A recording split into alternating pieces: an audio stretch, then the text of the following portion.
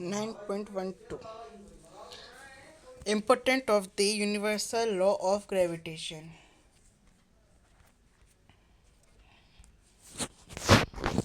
The universal law of gravitation successfully explained several phenomena which were believed to be unconnected.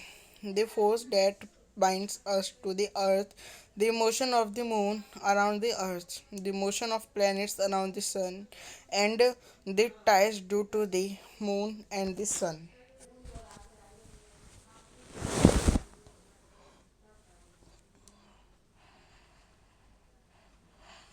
गुरुत्वाकर्षण के सार्वत्रिक नियम का महत्व। गुरुत्वाकर्षण का सार्वत्रिक नियम अनेक ऐसी परिघटनाओं के सफलतापूर्वक व्याख्या करता है जो असंबद्ध मानी जाती थीं।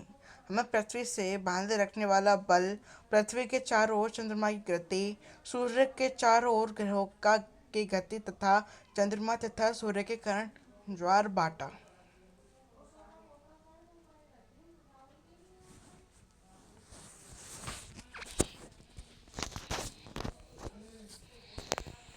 9.2 Free fall.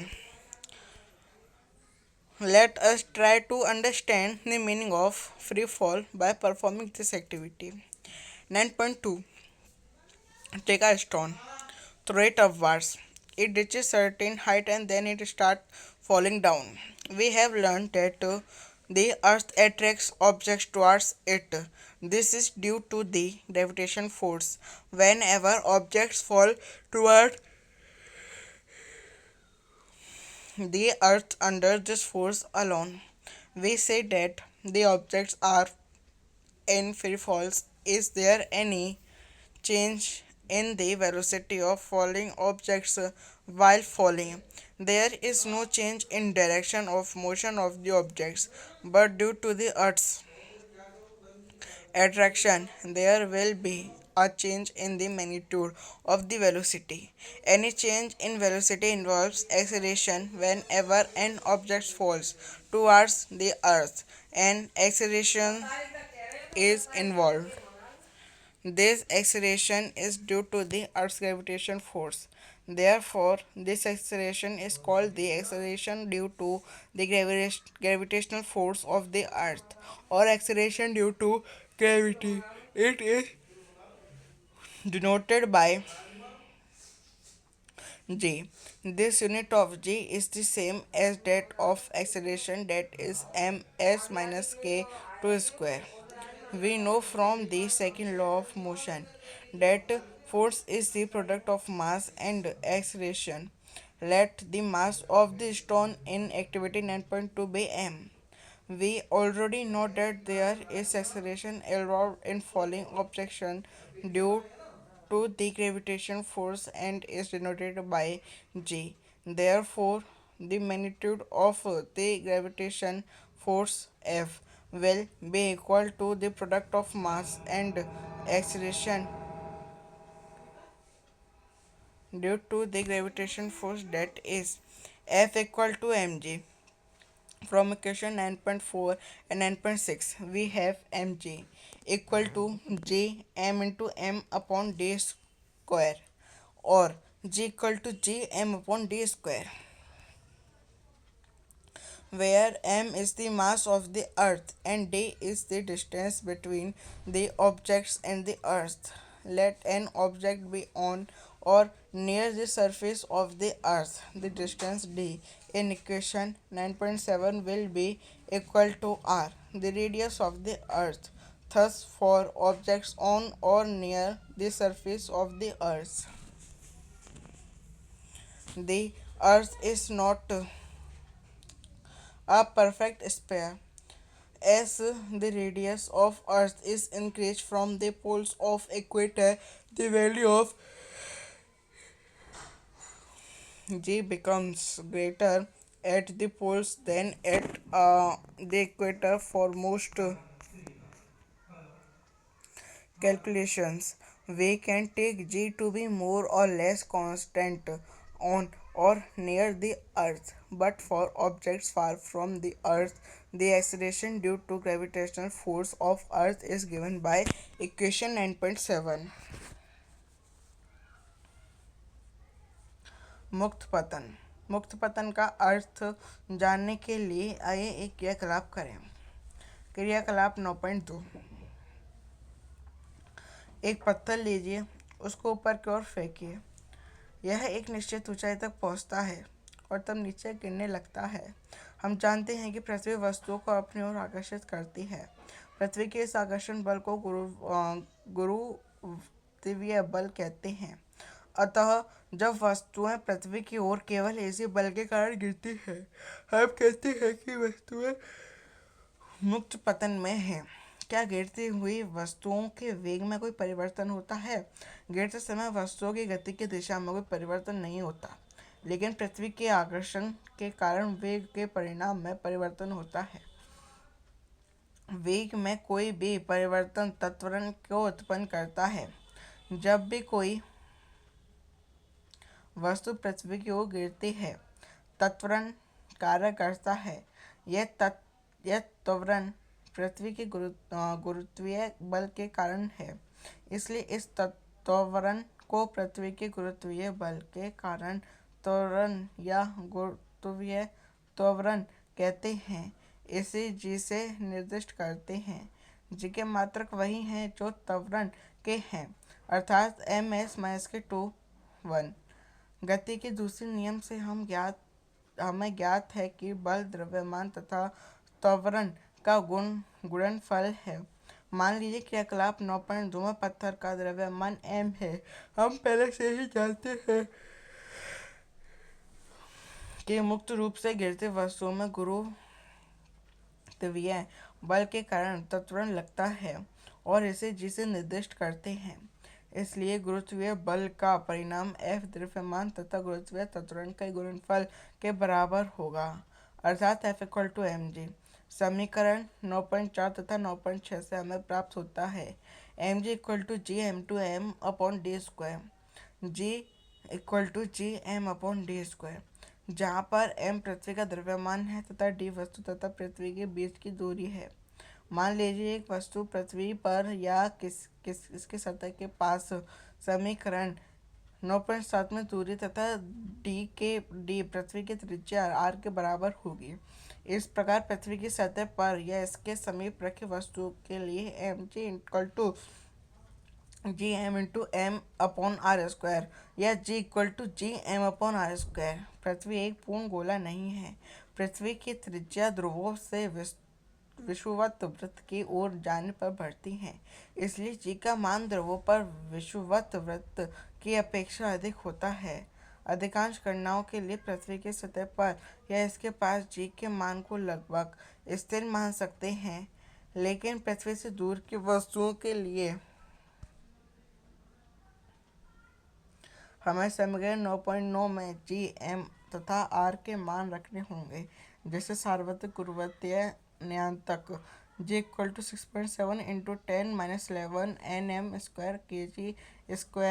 पृथ्वी का द्रव्यमान m=6 × 10⁻24 kg तथा पृथ्वी का त्रिज्या r=6.4 × 10⁶ m।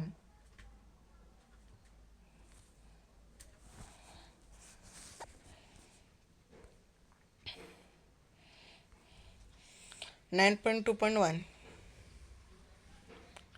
To calculate the value of g.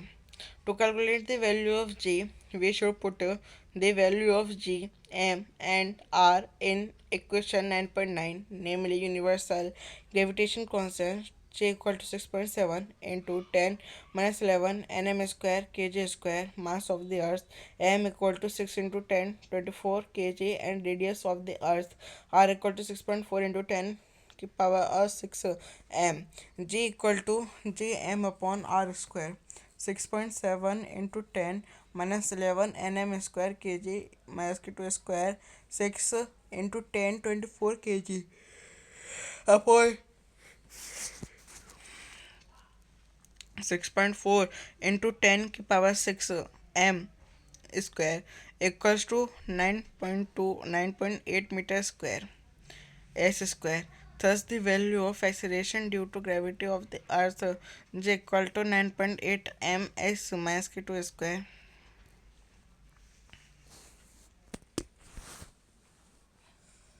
गुरुत्वीय त्वरण जी के मान का परिकलन गुरुत्वीय त्वरण के जी के मान का परिकलन करने के लिए हमें समीकरण 9.9 में जीएम तथा आर के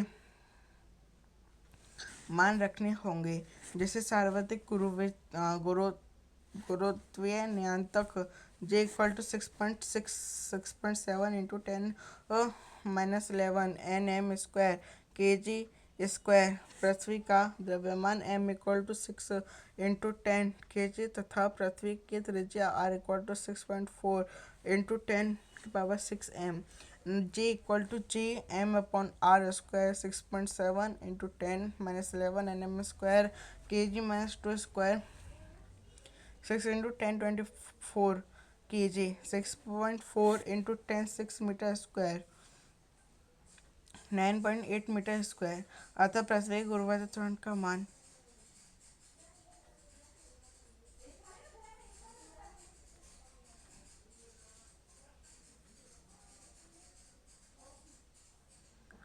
G equal to 9.8 metre square.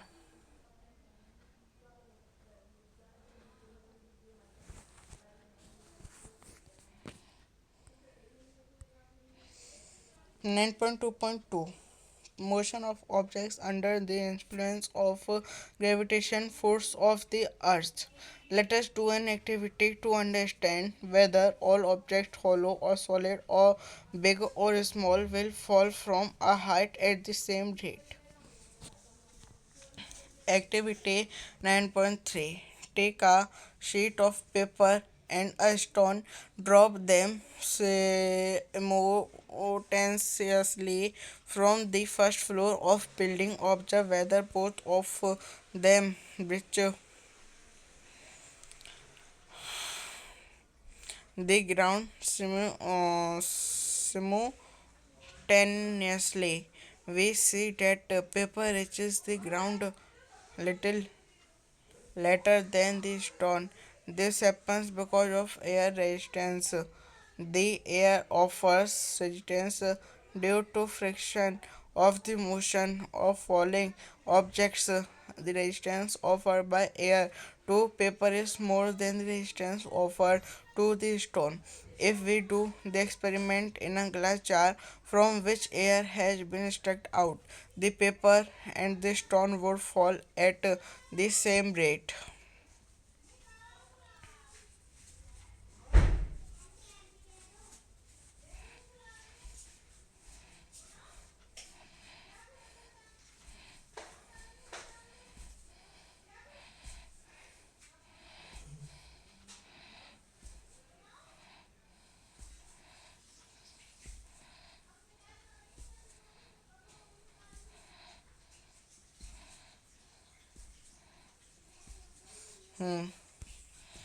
और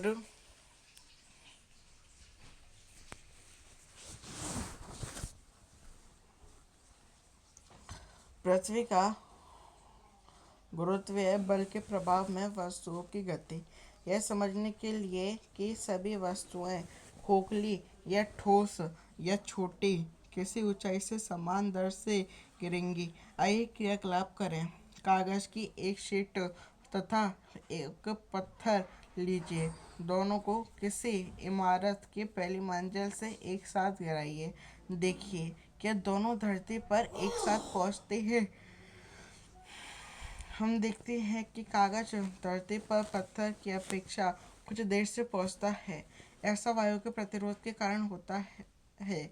गिरती हुई गतिशील वस्तुओं पर घर्षण के कारण वायु प्रतिरोध लगाती है। कागज पर लगने वाला वायु का प्रतिरोध पत्थर पर लगने वाले प्रतिरोध से अधिक होता है। इस प्रयोग को यदि हम कांच के जार में करें जिसमें हवा निकाल दी गई है तो कागज तथा पत्थर एक ही दर से नीचे गिरेंगे। We know that an object experiences acceleration during free fall from equation 9.9. This acceleration experienced by an object is independent of its mass. This means that all objects, hollow or solid, big or small,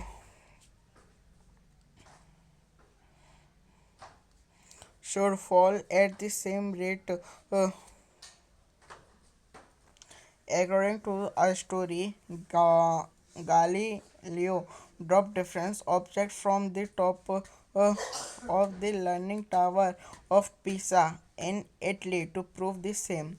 As g constant nears the Earth, all the equations for the uniformly acceleration motion of object become a valid with acceleration or replaced by g. The equation are हम जानते हम जानते हैं कि मुक्त पतन में वस्तु त्वरण का अनुभव करती है। समीकरण 9.9 से वस्तु द्वारा अनुभव किए जाने वाला यह त्वरण इसके द्रव्यमान पर निर्भर नहीं करता। इसका अर्थ हुआ कि सभी पर निर्भर नहीं करता। इसका अर्थ हुआ कि सभी वस्तुएं खोखली या ठोस, बड़ी या छोटी, एक ही दर से नीचे गिरनी चाहिए। एक कहानी के अनुसार इस विचार की पुष्टि के लिए गैलीलियो ने इटली में पिसा की झुकी हुई मीनार से विभिन्न वस्तुओं को गिराया। क्योंकि पृथ्वी के निकट जी का मान स्थिर है, अतः एक समान त्वरित गति के सभी समीकरण त्वरण ए के स्थान पर जी रखने पर भी मान्य रहेंगे। देखिए अनुभाग 7.1 यह समीकरण है।